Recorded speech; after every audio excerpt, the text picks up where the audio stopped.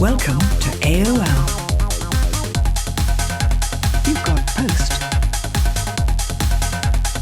Welcome. You've got mail. Please state your handle and the years you were active on AOL. Sure. So my handle is Lucid. Screen name was Lucidity, and from 94 to about 1996. When did you first use a computer? So I got my first computer when I was 13 for my birthday. It was a Packard Bell Pentium 60 megahertz. I think it had a whopping 4 megs of RAM, and it was running Windows 3.1. And I remember downloading Windows 95 from AOL, and I was like, so excited, and I'm downloading it. It's like, 2 a.m. in the morning or something like that. And I remember falling asleep and like right in front of my computer and waking back up and the download's still going.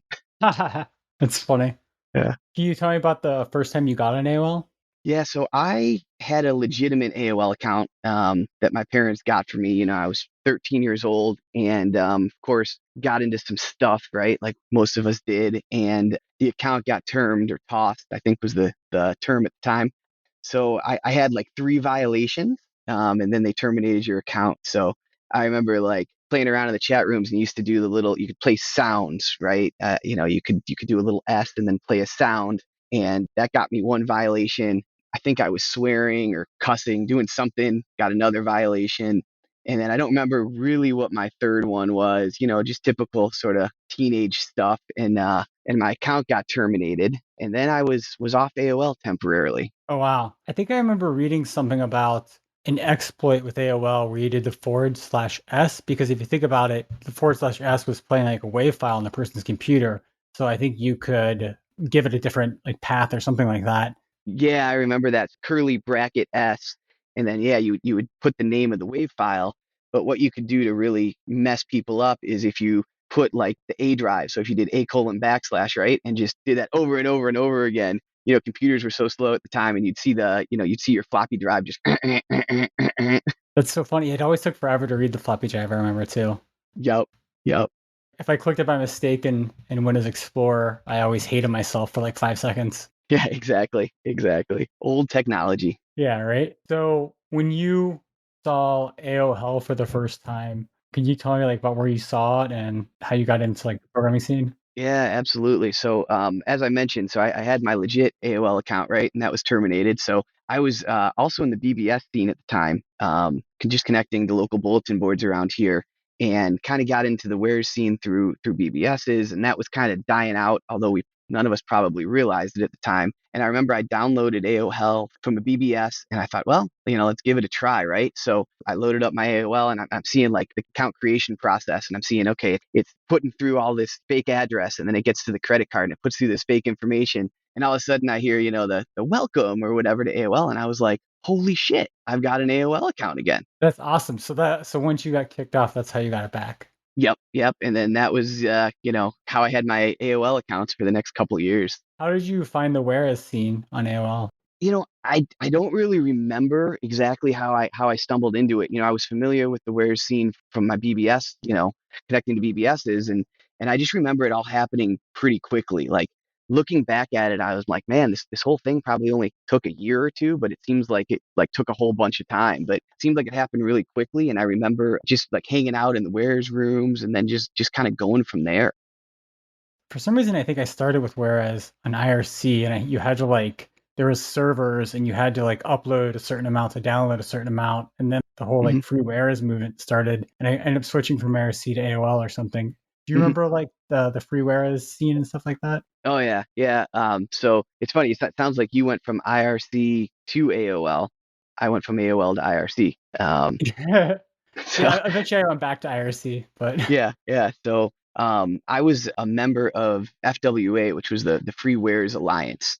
And I think I was a VP. I've been looking to find remember one of those info files, that listed like the president and the VP and all that stuff that the groups had. And I've been trying to find one of those, but I can't. But so yeah, the Free Wares Alliance was a group on AOL that I think, at least I was told, was one of the original sort of Wares groups. And the whole premise was that Wares should be free, right? You shouldn't have to pay for it. And that's really what I remember, like the FWA and the Free Wares scene being about. trying to remember, what was it like before FWA on AOL? I think it was like I think it was trading. It was sort of before my time, right? I sort of jumped into it, and then really what I remember is just, okay, yep, you're gonna be, a member of FWA, and it gave us a bunch of credibility. And I don't really remember if people were trading or what, but I just remember like everyone, oh, free the wares, wares should be free and all that stuff. I remember the whole free movement, and I remember liking it because I hated having to upload a certain amount to be able to download a certain amount, like on IRC. And I was Hmm. very, very for the freewares movement. So I definitely remember FWA, and Okay. they were like my heroes. Yeah. Yeah, and it's funny. I don't, sort of like you're talking about like the upload and the downloading, sort of like that ratio. I remember that on like BBS systems, but I don't remember that on AOL, probably because just the time that I joined into it. So when you uploaded on the BBS, where were the files stored? Were they stored on that server, or how'd that work? Yeah, so like a BBS is it's a bulletin board system, right? So anybody could have one. If you had a computer, right, you could start a bulletin board system. You needed a phone line, right? People would call into that phone line, and when you uploaded files or downloaded files, they were stored on that person's computer. Oh, interesting. Yeah, it was real. BBSs was like a real thing, like in the 80s and stuff like that. Real old technology. Did you ever get into cracking accounts or finding any type of like AOL accounts, AOL internal accounts? Yeah, yeah. So I definitely did. So I remember there being kind of like four types of AOL accounts, right? There was like, the regular accounts that anybody would have, right? And, you could pay for those accounts, although I doubt anybody ever really did, right? More often you would use a stolen credit card, you card those accounts or you could fish those accounts. Those were kind of like basically throwaway accounts, right? Like they were just regular accounts nobody really cared about. And then another type of account was they were called invoice accounts. Whether that was like a real name for the account or an official name for the account, I don't remember. But the whole thing with those types of accounts was there wasn't any billing, a credit card associated with them. So apparently what it was an invoice would get sent out to whatever address was on file for those type of accounts. And those accounts would never get terminated, like you would if there was a credit card associated. Like AOL would try to hit your credit card. If they couldn't bill it, they'd cancel the account. Well, with these invoice accounts, I don't know, they would just send out invoices and they would never cancel the account. Like a purchase order or something, and they just expected them to pay it, but they never followed up on it. Yeah, from what I understand, that's what it was they would just keep on sending out invoices. And I had an invoice account for years, probably going into, the early 2000s, and it never got canceled. Wow, interesting. That sounds like a lack of internal process, like following up on the invoices, like accounts like payable. Or... Oh yeah, and, they probably didn't care, right? Because it was what, $20 a month, whatever the heck it was, and they just let it add up. The thing that I think was interesting was, how I got my invoice account. It was like really bizarre. I remember, I was talking to somebody online, and they were like, "Yeah, you call this number, and you basically request, we request an account." Remember, like on the AOL discs and CDs, to sign up for an account, you would have like it was like two words and a bunch of numbers. Do you remember that like code? I, you know, I think you had mentioned it, yeah. yeah. And I remember, so I called up this 800 number, and I was like a 14-year-old kid, and I'm like, yeah, I need an account. I can only imagine what I sounded like. And this person just like took my information, which I don't even know what information I gave, and they gave me like a special, one of those codes to sign up for an account, and I signed up for it and had it forever. That's great. So then how'd you get overhead accounts or internal accounts? So overhead accounts, so those overhead accounts were, kind of special accounts, right? You could scroll with them in the chat room, but they also had access to special keywords, right? Like I remember ARC, which was like the AOL Resource Center, and you could go to like, I think a couple of them were like colors, like red or blue. These were like special keywords within AOL that you had to have, special permissions to go to. I think the word AOL used was view rule. They had a special view rule, to get to those. So um, guide accounts were overhead accounts, right? And everyone remembers kind of fighting with guides and how they had the ability to kick you off and do all that kind of stuff. So one story I remember is a way to get a guide account, right? So is a little bit of an exploit was the word Latzen in German apparently means guide. I don't know any German, but I know that word still, right? And if you went to create a screen name and the screen name was in use, AOL would sort of generate one that was sort of like the one that you wanted to use, right? So, if I put in some screen name that was in use and say, hey, instead of using that, use this one that sounds kind of like it, right? And if you typed in Lotzen, the German word for guide, it would say, okay, yep, this is in use, and you'd pick another one and you'd hit it again, say, oh, this is in use. And then after I think like the third time, it would say, well, why don't you use, Lotzen with some letters after it? And if you hit okay, it lets you generate that account and boom, you had a guide account. Wow, that's incredible. So the only problem was it must have tripped AOL's, security, the security ops people almost immediately, because I just remember those accounts dying so quick. Like if it wasn't within like minutes, it was in like hours, but you had access to the account, you could scroll, you could access things you weren't supposed to. It's a cool little exploit. It didn't live for that long though. I wonder how they knew that it wasn't permitted, like what their internal process was, how they knew you weren't specifically permitted to use it. I don't know. My guess is that anything, and just total guess, my guess would be anything with like a restricted sort of name in the screen name, right? If it's a guide or if it's a Lotzen account or whatever it is, they must have had somebody reviewing those, and they would be like, oh, this screen name got created, right? Is it legitimate? And I don't know the process behind it, but they got rid of them pretty quickly. I wonder if Lotzen was used by like their internal quality assurance team or something, and like they just never removed it in production, or they couldn't remove it in No, so production. it was from what I understand, if you were a guide in Germany, that you would have a Lotzen screen name. Oh, I wonder if you try to just type guide and then your username when you signed up in America, would it say that's restricted? I wonder. Yeah, it would say this is a restricted name, can't use it. But if you were in America and you typed in Lotzen for a screen name, that's how the exploit worked. I wonder if you're in Yeah, Germany and you type in guide. right, right. Now that I'm thinking about it, back in 25 years ago, like America Online, how many people in Germany were using America Online? Yeah, I wonder if they. Oh, I should try to find like the WAV file. It would probably be like Guten Tag. Yeah, yeah, exactly, right? Exactly. So yeah, I've never really thought about it, but there couldn't have been that many people using AOL in Germany back then. They do speak pretty good English. I don't know. What special keywords did you go to? Like, have you heard the Rain Man tool or anything? Yeah, so I think, when I was on AOL was probably kind of at the infancy of people were just starting to figure out all that stuff. I remember I think the first tool that leaked was the Master AOL tool or the Star tool. Do you remember that? No, I don't know anything about it. If you could tell me about it, that'd be great. Yeah, yeah, absolutely. So, it was an internal tool that I don't know somebody discovered and leaked it to the community. And on the AOL menu bar at the top, right, you'd have like file, and I don't remember what else was on top there at the time. But if you had the star tool, it added a star to the left of where it said file. It was like the first menu there, right?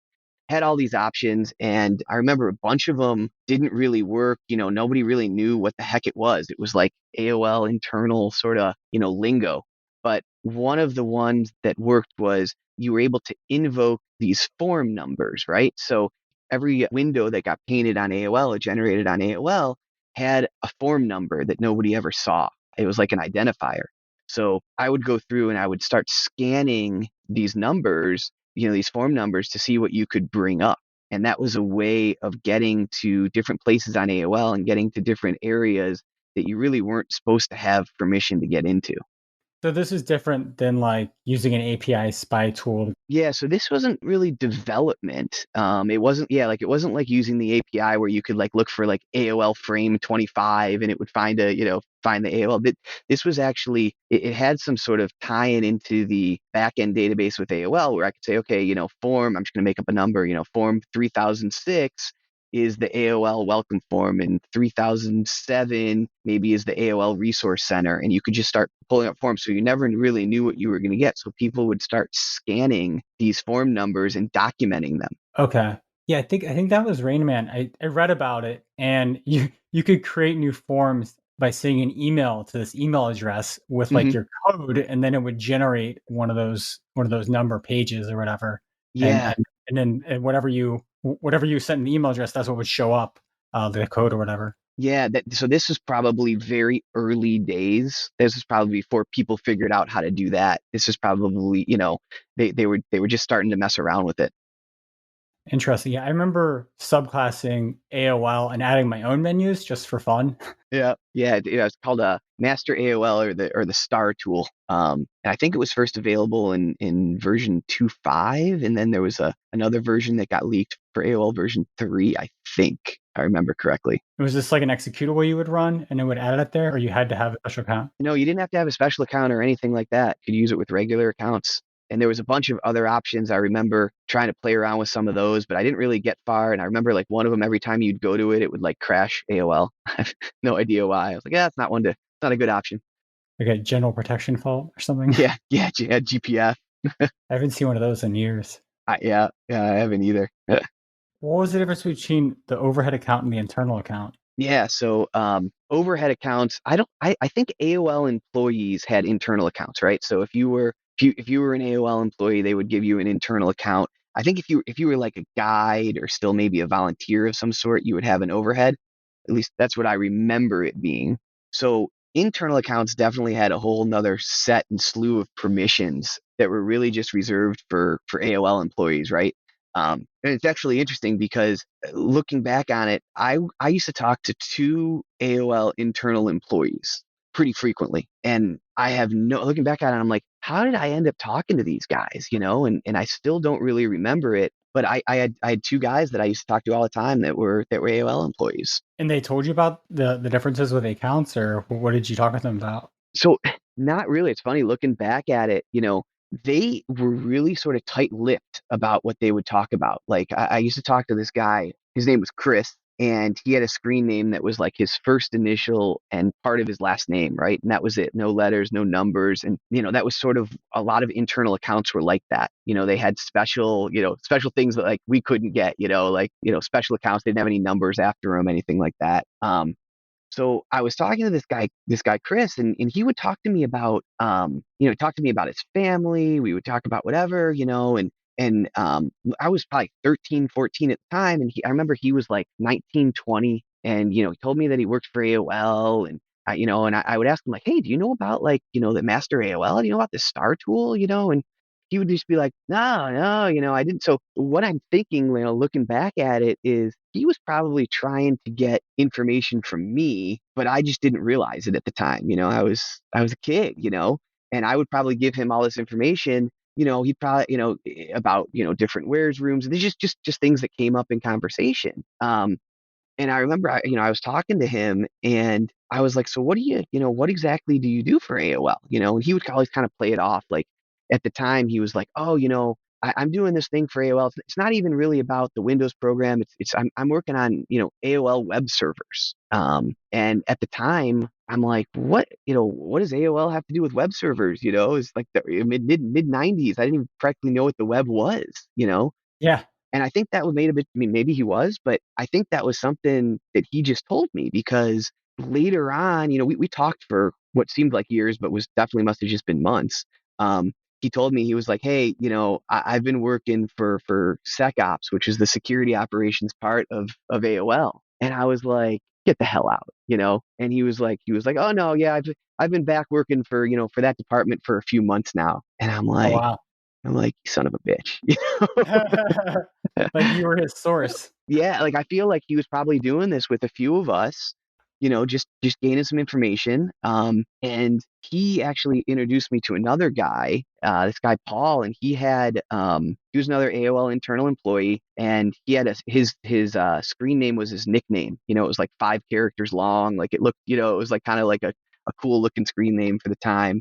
And I started talking with him, and I don't remember what the heck I said to him, but I said something to him. And next thing you know, I hear like the goodbye, that the AOL, the signing off. I'm like I didn't sign off, And it was the first time he bumped me. So, and I wish I had a screenshot of this. I thought it was so cool at the time, although it pissed me off. Was it signed me off, and instead of like the normal, saying like whatever AOL used to say when you used to sign off, it said like, don't piss me off or something like that, And I was like, oh man, this guy's on a different level than I am. Like he's got some permissions and some things that I'll never be able to get to.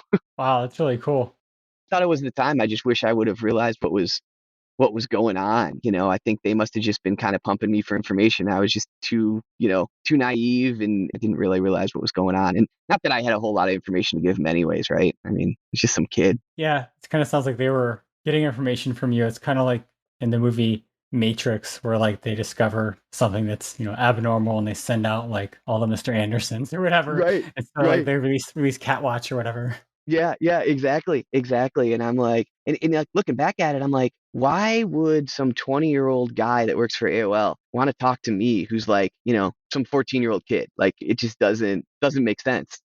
That's so funny that their security was so poor that they had to like rely on teenagers to get them information to like Right, find out where the whereas stuff was. right. But I mean, everything was so new at the time, I mean, like I think that's why all of us sort of gravitated to the AOL community. Like talking to people online was new, right? Everything was new. So I got to believe that their security was pretty piss poor too, in that sense. It just hadn't been developed yet. Right. I mean, if you think about it, it's like, okay, let me do a search of the email on AOL that's, above 3 MB. And, Hmm. or you just like search for the word like Adobe, right? Hmm. And then it has a zip file. Like, I'm sure you would find like, okay, this is a user who's sending it. Let me see what rooms they've accessed. Like, there's a Right, whereas rooms. But like, I guess right. that was like either above their head, or there was like probably like regulatory, like legal stuff where they weren't allowed to just search end users' mailboxes. Probably. So maybe that was it too. I don't know. Yeah, there's probably some of that. And then like, I mean, yeah, we knew that like the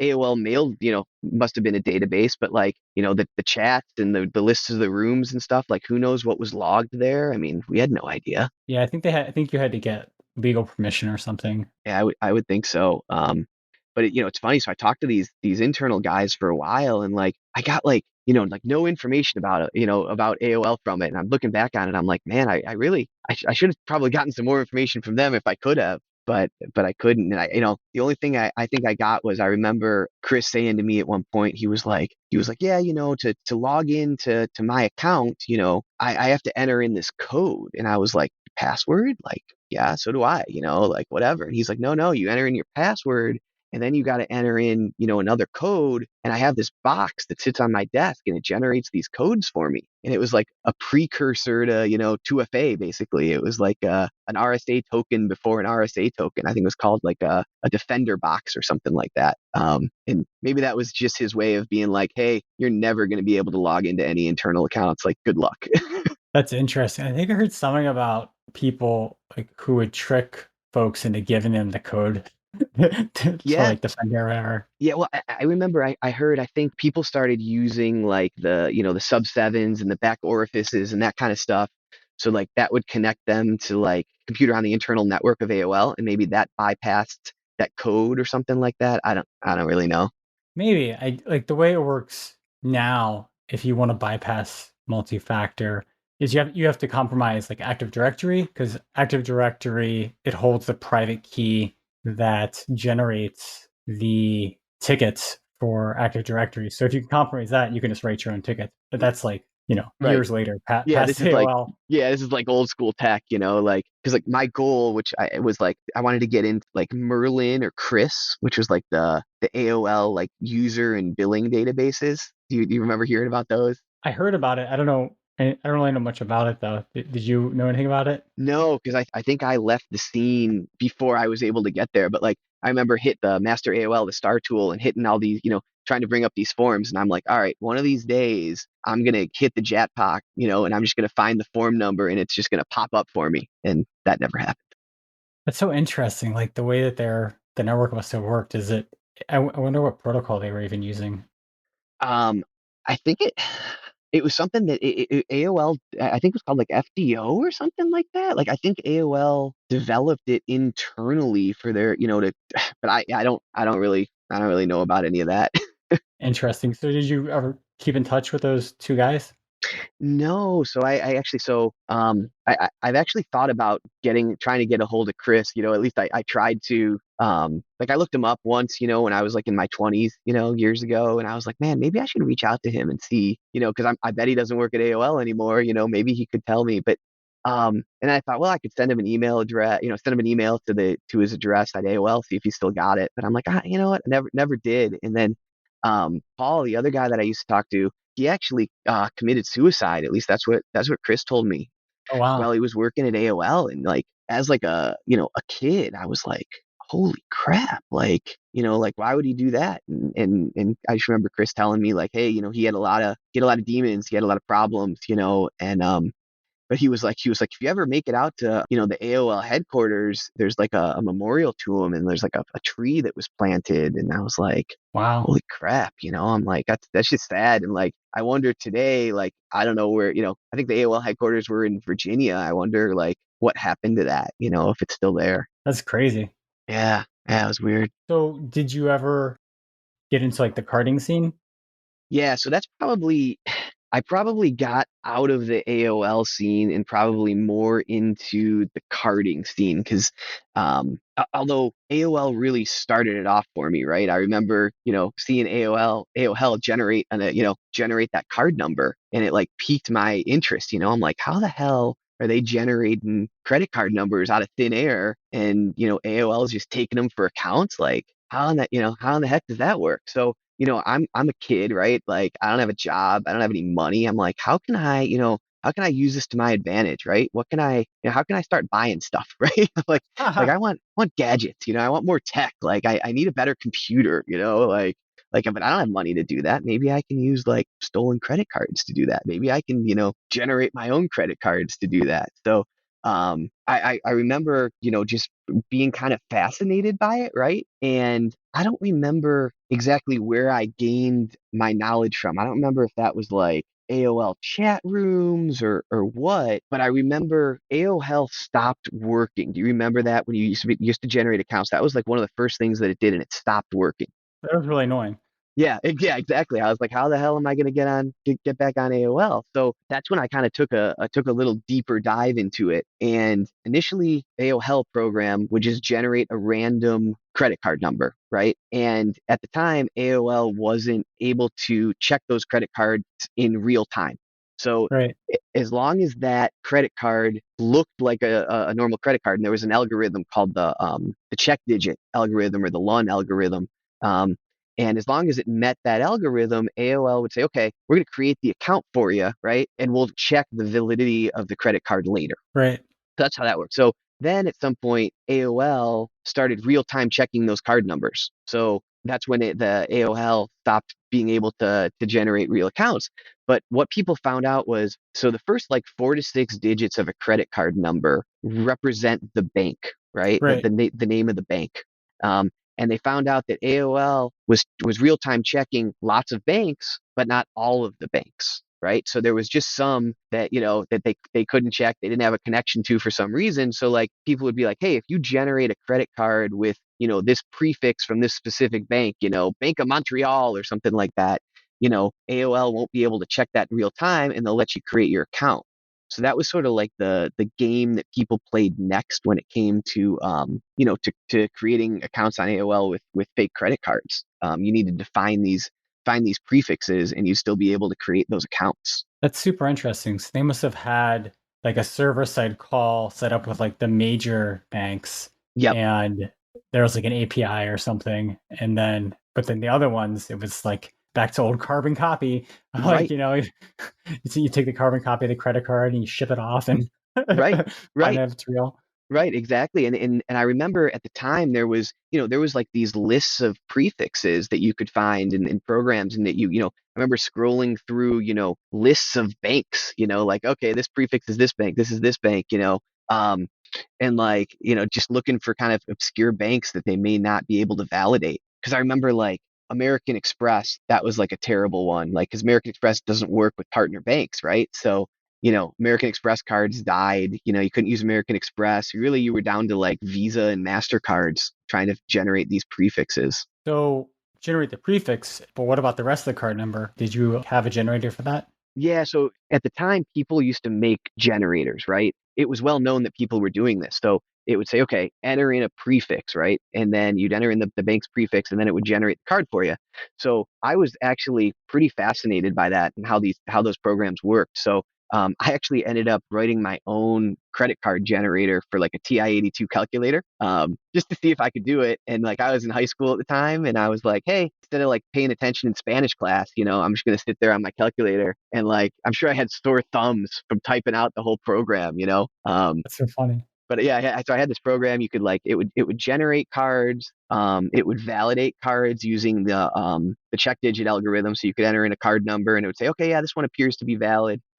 It would extrapolate cards, so you could put in part of a card number, and then it would generate the rest of it. So it did some what I thought was pretty neat stuff for the time. But yeah, it's kind of cool.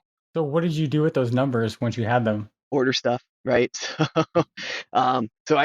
if I could, right? So I obviously I'd get free AOL accounts.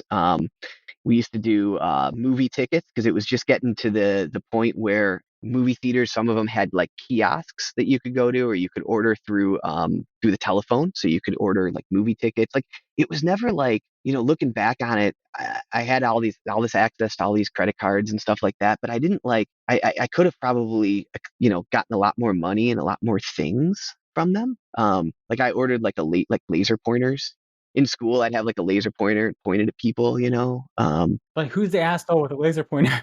Yeah, exactly. I'd be like the asshole, but laser pointers at the time, I swear they were like $100 or something like that. And like, I didn't have money for that, like, Yeah, it'd be like a school assembly and somebody has a laser pointer and like every teacher's trying to figure out who it is. right, exactly. And like, I was that asshole, with the laser pointer. It's so funny. Yeah. I remember, I had one, and like, we're in the hallway, and I was like hitting people with it. And all of a sudden the vice principal like runs up out of nowhere, and he took my laser pointer from me, and I never got it back. I had to order another one.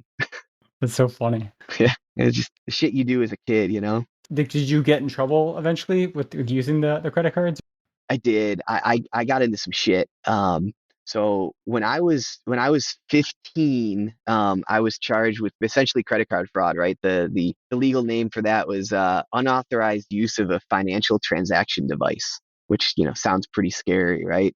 Yeah. So I was 15. I was a minor, obviously, right? So Thank God. yeah. Oh yeah, absolutely. Thank God I was a minor. So it was kind of how the story went was I had a dedicated phone line that I used for my computer, right? For AOL, for the internet, all that stuff, right? And I remember trying to connect one day, and like, the modem's picking up and it's not getting a dial tone. And I'm like, man, that's really weird. And I've tried it a bunch of times. Like, what the hell? Like, why is my phone line working? So I ended up, I unplugged my computer. I hooked up just a regular phone to it, and the phone starts ringing. And I'm like, why is my phone ringing? Nobody, like, it was an unlisted number at the time. Like, like, remember unlisted phone numbers? Like, they weren't in phone books, like, oh yeah. So I pick up the phone, and this guy's like, hello? And I hung up immediately. I'm like, why is somebody calling me on my line? Calls again. And I pick up, and I'm like, hello. And he said something. I don't remember if he said my name or he said my parents' name. He said something that like identified me and spooked the hell out of me. And I was like, oh shit, like what's going on? So I hung up, I disconnected the phone, and then like, a day or two later, plug it back in, nobody's calling, whatever. And I'm like, that's really bizarre, and I knew I was doing some stuff that I probably shouldn't be doing. I knew I was doing some illegal stuff at the time. And I was like, man, that's really bizarre, but all right, whatever, so phone, I'm like, all right, plug my computer back in and got back on AOL, got back on the internet, whatever, didn't think too much about it. And then I want to say like a couple weeks later, maybe a couple months later, it's out of my mind. Right. And, we used to get off the bus at school, and there was this local restaurant that we used to go to, just me and a couple of my buddies, and we're sitting at after school and after school we're having lunch, and all of a sudden my mom, because this was before cell phones too, like this is how long ago this was, my mom calls the restaurant, right there. She knew I went there sometimes after school, and the cook of the restaurant or the owner or something, he's like, you got a phone call. I'm like, the hell do I have a phone call for? Like, I don't get phone calls. I'm just a kid, And my mom, she's like, you need to come home now. I'm like, what are you talking about? I got to come home now. She goes, because the police were at the house today. They raided the house. Like, you need to come home. Oh, it's not a call you want to get at a restaurant. Not a call that I wanted to get. So I'm like, okay, the shit has really hit the fan now. Like, this is like, how bad is this going to be? So go How much do home. they know? Yeah, exactly. So I go home and there's no police there. There's not, like, I was expecting, like, like a scene out of like Hackers the movie, with like the SWAT team and like like the SWAT van parked outside and all these cop cars, and so I get home and there's nobody there, just my mom, and she was dating a guy at the time that was an attorney, and he was like, yeah, they raided your room upstairs. We have to go talk to them tomorrow. And so I walk upstairs to my room and it looks like ransacked. Like, they the cops like totally tossed my room. My computer's gone. And I was like, oh shit, like, what am I going to do? Like, I have no computer now, and I'm so bored. I'm so bored. Like, what am I going to read a book? Like, what the hell am I going to do? We shared your calculator. Yeah, exactly. So we go into I go into the police station the next day, and this cop, he's, old school cop, interviewing a kid, and he's like, you're using all these credit card numbers, and we know that you bought a lot of stuff with credit cards that weren't yours. And he goes, what are you buying with them? And I'm like, nothing, like accounts and and he goes, you buying like Rolex watches? You buying real expensive, what are you doing with the money you're making? And I'm like a kid. I don't know what you're talking about, man, And so, but he knew more than I did, because he says, now what about this? What about these sites that you're visiting? What about this? What about these sites? I'm like, talking about, he goes, yeah, we know you're looking at pornography. We know you're looking at porn sites. I was like, oh, okay. And he goes, so at the time, it's before there was like this, you remember like it was before like live streaming, right? Like it was just starting.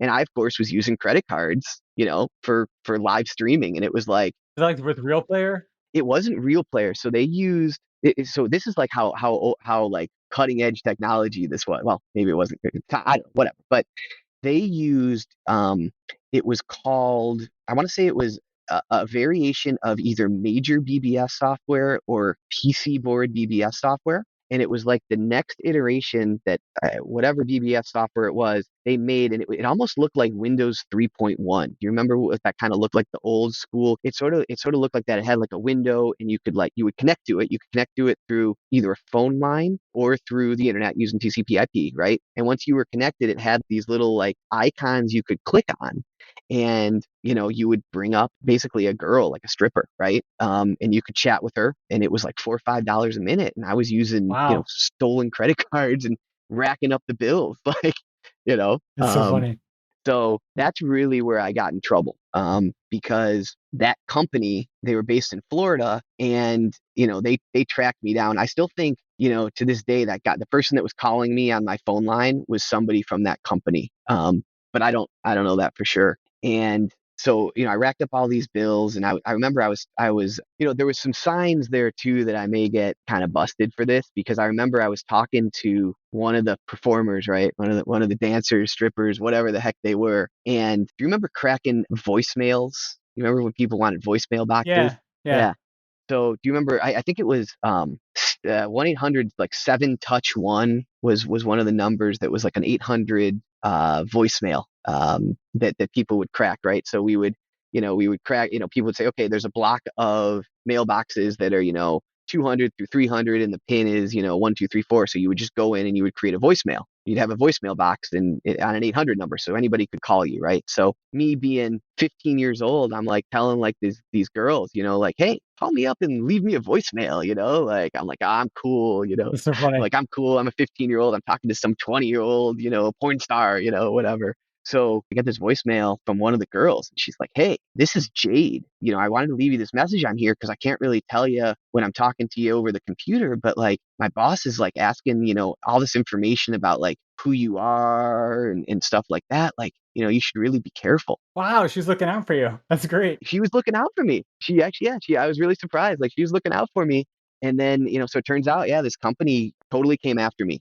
They wanted something ridiculous. Like, it was tens of thousands of dollars. Not that I had charged that much, not that, but they said, okay, well, legal fees and technical fees and chargebacks and, anything they could, they threw on this bill, right? And they said, okay, yeah, you owe like, I want to say it was like $50,000 or $60,000.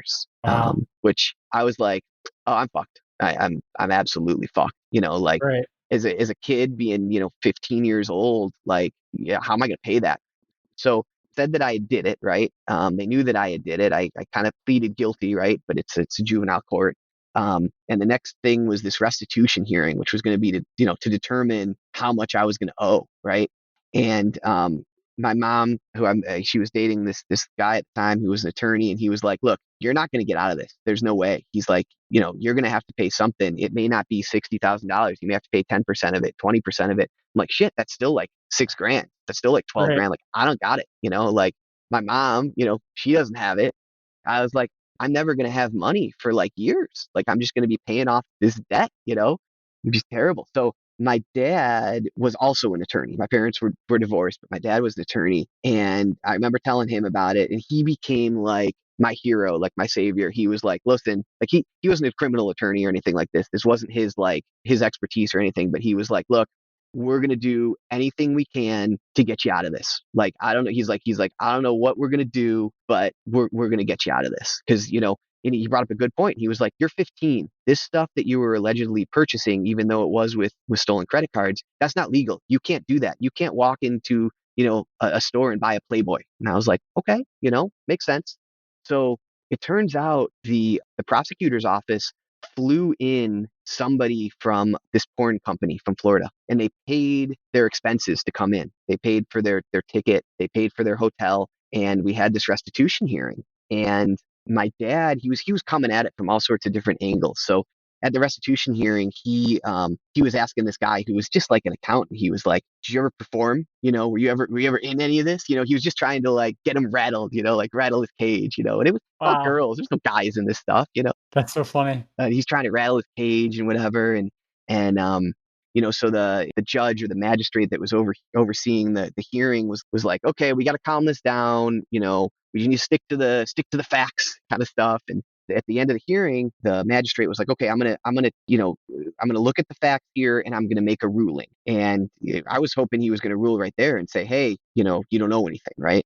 So after that, my dad had a really good idea, because he said, "Hey, I'm gonna exhaust all options." So he called the local newspaper, and he talked to a reporter there, and he got a story ran in the local newspaper about how the prosecutor's office flew in this pornographer, right, to prosecute a 15-year-old kid for credit card fraud. And that really did it, because the prosecutor, that's an elected official. So as soon as as soon as he heard that his office had flown in a pornographer on their dime to try to collect restitution, he was probably like, "Oh, I can't get elected again. This gets any bigger. This is it." So he shut it down right there, and I never had to pay a dime of restitution. That's brilliant. I guess, back in the 90s, man, like pornography had a much different stigma, I think, than today. Yeah, yeah, absolutely, it did.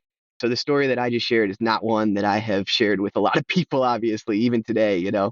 Wow, that's crazy. Yeah. So then after that, were you like grounded from the internet, or like how did your relationship change with being online? Yeah. So obviously, it took me forever to get my computer back. I said that when they came and raided my house, they took my computer. It took me forever to get that computer back. I ended up getting like just a real junky, like 486, 25 megahertz. Like, it was just slow. So I really wasn't able to get online for. I mean, I was, but it was difficult. It was slow. I had a slow modem. And it really, until I got my computer back, I was able to get online again. But I think that's probably kind of how I left the AOL scene, and then kind of, got onto the internet.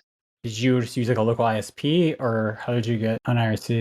That's another story. So I had a whole bunch of ISP accounts that I never paid for, right? So, um, I had carded account. I remember AT&T WorldNet, for some reason, seemed to have the best connections. They had the best modem banks. So I carded accounts to AT&T WorldNet, and I would just use, the TCP/IP connections to connect into AOL. Another funny story is the local library had an ISP that they were starting, and we figured out that terrible security, right? Just like a library in the mid 90s, right? So we connected to it. We were able to download it was a Unix box, so we downloaded the password file, and they didn't have their password shadowed, but they were encrypted. So we just ran a password cracker on the whole password file, and we had like tons of of accounts that would get us on the internet. Interesting. So you knew some Linux too back then, it sounds like. Yeah, I mean, I was a little kid. I mean, but yeah, I mean, it all of that stuff that I learned really set the foundation, the knowledge and the stuff that I had moving forward. All of that stuff did. The knowledge that you gained from all that, you're saying that moving forward, you end up using that in your career? Yeah, yeah. I mean, a little bit. So, being on AOL, right? You learned about programming, you learned about development, and like I remember being a kid and like I was in seventh grade and I was like reading like a C for Dummies programming book, and I'm like looking back on it, thinking to myself, man, I was such a loser. Like seventh grade, I'm reading this a C programming book, but like all that stuff, like all that the visual basic sort of programming skills that that you got from dabbling with AOL, and even though I never like made any programs, I was curious about how it worked, and sort of all of that stuff kind of led me to career. So I realized like early on, like, hey, I don't want to do development. Programming's not for me. Like I remember like sitting there trying to compile stuff and just getting frustrated because code's not working, and I'm like, man, this isn't for me, but I always knew that I was going to get into tech and I'd be in tech, and that's what my career is today. Nice. So you're in the tech industry now and you have some of those skills, it sounds like. You ever talk with anybody from the scene back then? I don't, because it's funny looking back on it. I guess it was 25 years ago, right? So like I don't remember a whole lot of like people's names. I was just so young at the time. Like it's hard for me even to look back and remember some of the names of like the private rooms. Like if somebody mentions something, I'll be like, oh yeah, that sounds familiar, but like I didn't keep in touch with any of those people. What type of job are you at now in the IT industry? Yeah, so I'm a partner at a managed service provider. So basically, what we are is the outsourced IT provider for small to medium sized businesses. So our clients are usually, 20 to 50 people. We've got a lot of like legal firms, we've got a lot of medical offices, and they usually can't afford an IT person, right? So that's what we do for them. So I usually say like, hey, if it plugs into the wall, right? It could be a computer, could be a phone, could be a printer. We'll support that, right? So we do a lot of work with just a lot of companies out there, and we've been in business now 20 years. And so a lot of our clients, I mentioned, they're kind of smaller, right? So they were never targeted, for like at least they didn't feel they were targeted for like security, right? They're like, oh, I'm too small, I'm not going to worry about it. But now everybody's targeted, business email Right. compromise, stuff like that. So it's all sort of coming full circle now, because part of what I do is security awareness training. So I'll do presentations to my clients on how to avoid things like phishing scams. Which is pretty funny. I never mentioned like, hey, I was probably one of the people that originally, fished people back in the mid '90s. It's so funny. It really has came full circle. Yeah, yeah, it definitely has. But I flipped from sort of being the bad guy to being the good guy, and I think that's kind of why I never was involved in the scene as much as I was when I was with AOL. Like when I kind of left AOL, like I always knew where to get wares, I always knew how to download stuff, but I was never really like actively involved in any groups or anything like that, because in my professional life, I was supporting clients, and I remember like, I had access to like my client's email, and I'm like, this is boring. Like, why would I want to go through and like read my client's email? Like, this is boring. I just had a different kind of side of looking at things, and that kind of changed my my outlook on everything, probably for the better. Yeah, definitely. Yeah. Cool. Well, is there anything else you want to mention from your time on AOL? No, I think that kind of covers it. I gotta say, I really I think it's great that you decided to do this podcast. I'm sure you're gonna get some interesting people on here, and it's funny because I look back on it, I'm like, man, this was only like months or years of my life, but I remember so much of it so vividly, and so much of it laid the groundwork for my life moving forward, which is pretty crazy. I mean, it was a special time, I think, for a lot of us. And I think there's a lot of people out there that are probably like me that feel the same way. Yeah, definitely. I also remember it quite vividly. It's crazy. I think going from a world where like you were never online to unlocking the internet and just everything that came with that, it was pretty amazing for sure. Yeah, I mean, it for I don't know what kids nowadays what they're doing or whatever, but it was just this feeling that you got when you connected in and connected to AOL, or and you would go on these chat rooms and there was all these people you could talk to. Like it was just something that it was unheard of at the time. It was so new, and it just gave you this feeling like holy crap, like it's really cool. Yeah, definitely. Yeah. Cool, man. Well, thanks for taking the time to chat with me today. I appreciate it. Yep.